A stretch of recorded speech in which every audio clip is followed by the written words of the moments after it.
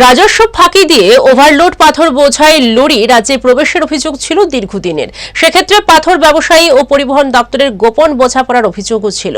এদিকে কোনো এক চাপে পড়ে সোমবার রাত থেকে ওভারলোড পাথর বোঝাই লরিতে নিয়ম অনুযায়ী জরিমানা আদায়ের উদ্যোগ নেয় চুরাইবাড়ি পরিবহন দপ্তরের কর্মীরা। তখনই পাথর ব্যবসায়ীরা নতুন ফন্দি এঁটে চুরাইবাড়ি গেট এবং থানা এলাকার মাঝামাঝি জাতীয় সড়কের উপর সোমবার গভীর রাত থেকে ওভারলোড করে নিয়ে আসা পাথর আনলোডিং এর কাজ শুরু করে। মঙ্গলবার সকালেও বেশ কয়েকটি ডাম্পার লরি জাতীয় সড়কের উপর দাঁড় করিয়ে জেসিবি দিয়ে ওভারলোডের ফেলে রাখা পাথরগুলি যখন লোডিং করা হচ্ছিল ঠিক সেই সময় খবর যায় চুরাইবাড়ি থানায়। সাথে সাথেই পুলিশ ঘটনাস্থলে এসে লোডিং আনলোডিং এর কাজ বন্ধ করে দেয়। পুলিশ জানা যায় যে ওভারলোডের জরিমানা ফাঁকি দেওয়াই ছিল পাথর ব্যবসায়ীদের মূল লক্ষ্য। ওভারলোডিং কিছু পাথর বোঝাই গাড়ি ন্যাশনাল হাইওয়ের সঙ্গে কিছু পাথর লোডিং আনলোডিং করছে। এই খবরের ভিত্তিতে আমরা সেখানে যাওয়ার পর দেখি ঘটনাটা ঠিক।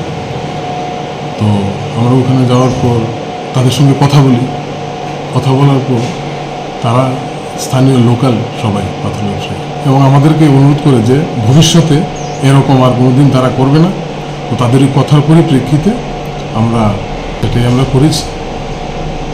যদি আগামী দিন এরকমভাবে আবার পুনরায় তারা এরকম করে তাহলে আইনানুগ যা যা ব্যবস্থা নেওয়ার আমরা অবশ্যই তা নেব। এটা ঠিক চুরাইবাড়ি থানা পের হয়ে সেলটেক্স গেটের ঠিক মাঝামাঝি জায়গাটার মধ্যে।